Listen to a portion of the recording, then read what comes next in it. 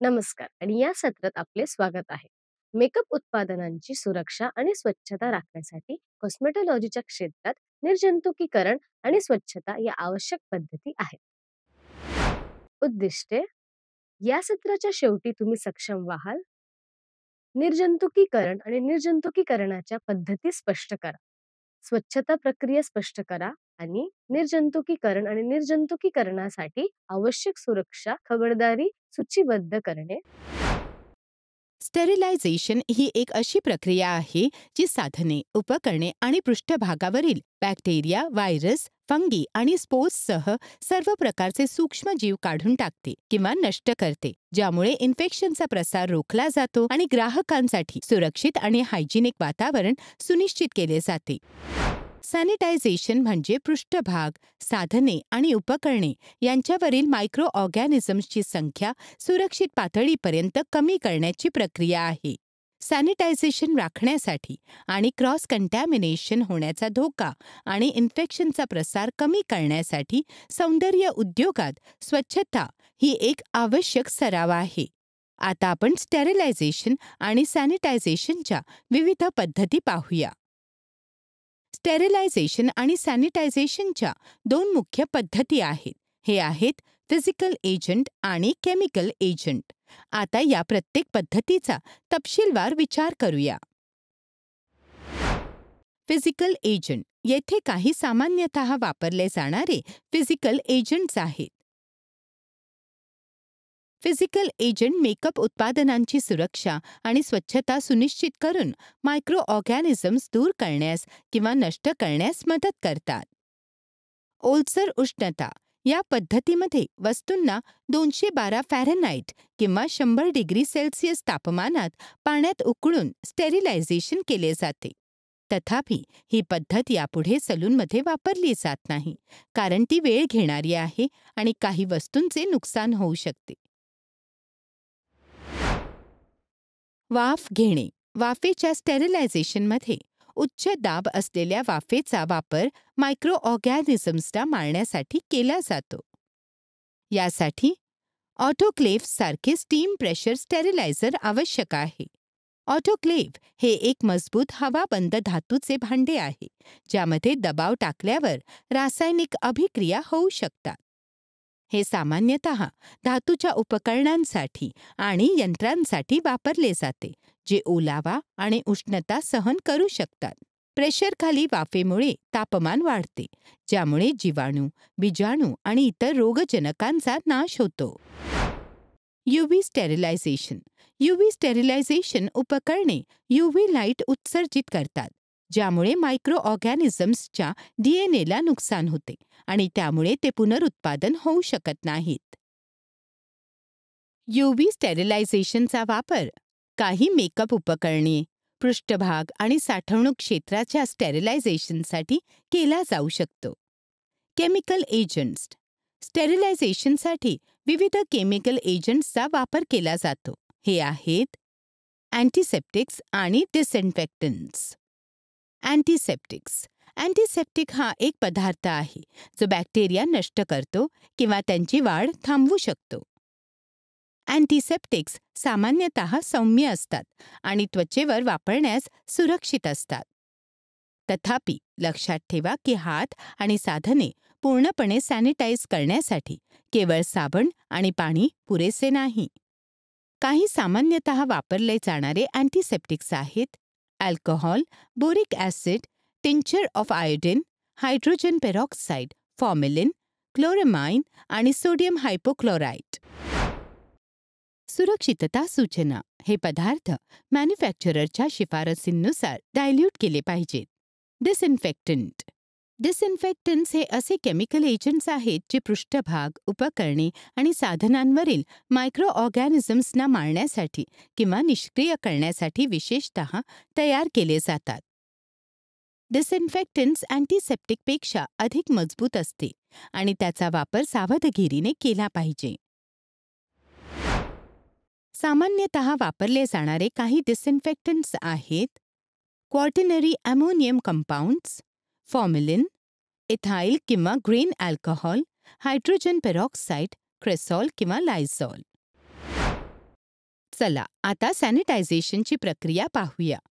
तुमच्या स्वतःच्या संरक्षणासाठी आणि क्रॉस कंटॅमिनेशन होण्यापासून बचाव करण्यासाठी डिस्पोजेबल ग्लव्ज आणि मास्कसह योग्य PPE घाला. सॅनिटायझेशन प्रक्रियेपूर्वी साधने, पृष्ठभाग आणि उपकरणांमधून दृश्यमान घाण, कचरा आणि उत्पादनांचे अवशेष काढून टाकण्यासाठी संपूर्ण साफसफाई करणे आवश्यक आहे. साफसफाईमुळे वस्तू प्रभावी सॅनिटायझेशनसाठी तयार करण्यात मदत होते. साधने साबणाने आणि गरम पाण्याने नीट धुवा. साबण आणि रसायनांची सर्व निशाणी काढून टाकण्यासाठी साध्या पाण्याने स्वच्छ धुवा.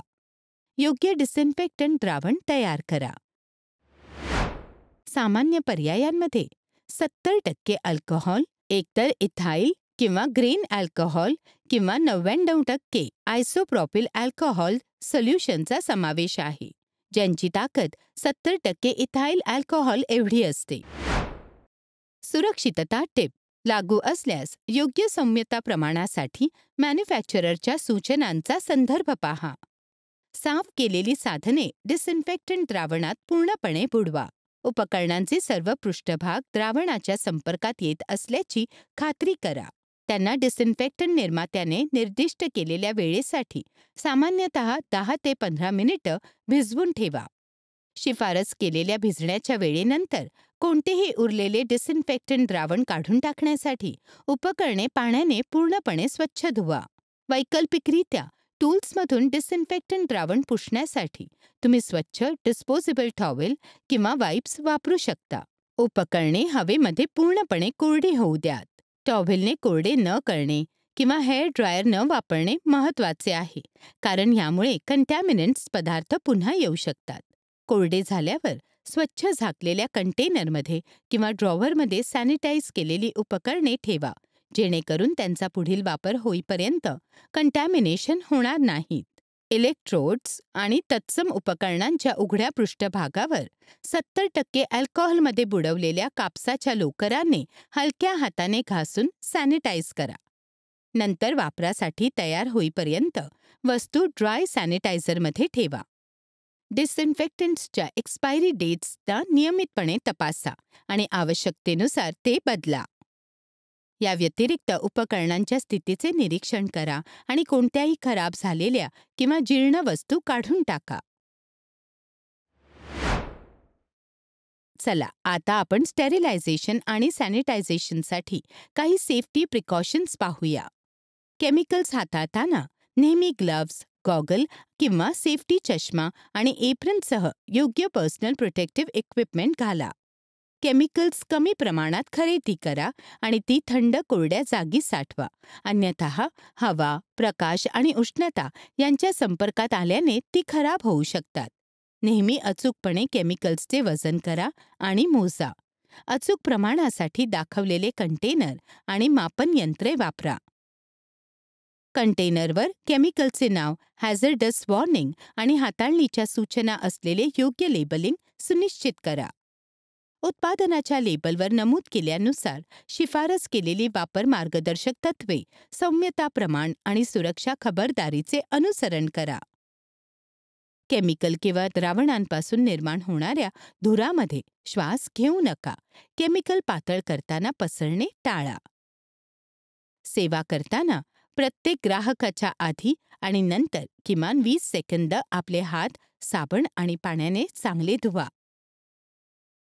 सर्वात शेवटी अल्कोहोल असलेले हँड सॅनिटायझर, ज्यामध्ये किमान 60% अल्कोहोल आहे, असे सॅनिटायझर वापरा.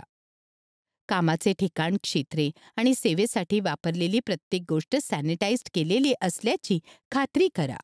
सेवेनंतर सर्व वापरलेल्या वस्तू आणि कार्यक्षेत्र पूर्णपणे स्वच्छ आणि सॅनिटाईज करा.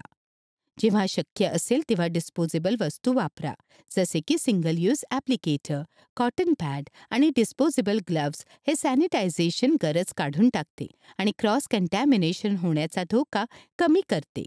सर्व वापरलेल्या आणि न वापरलेल्या वस्तू वेगवेगळ्या ठेवा. कंटॅमिनेशन होऊ नये म्हणून कंटेनरमधून उत्पादन काढण्यासाठी कधीही बोटांचा वापर करू नका.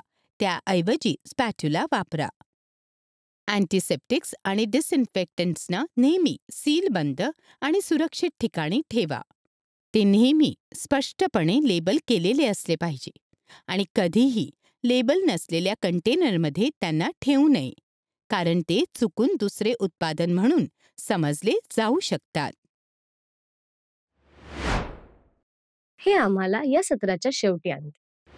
या सत्रात आपण शिकलो निर्जंतुकीकरण आणि स्वच्छता करण्याच्या पद्धती, निर्जंतुकीकरण आणि निर्जंतुकीकरणासाठी आवश्यक असलेली निर्जंतुकीकरण प्रक्रिया आणि सुरक्षा खबरदारी. बघितल्याबद्दल धन्यवाद. भेटू पुढच्या सत्रात.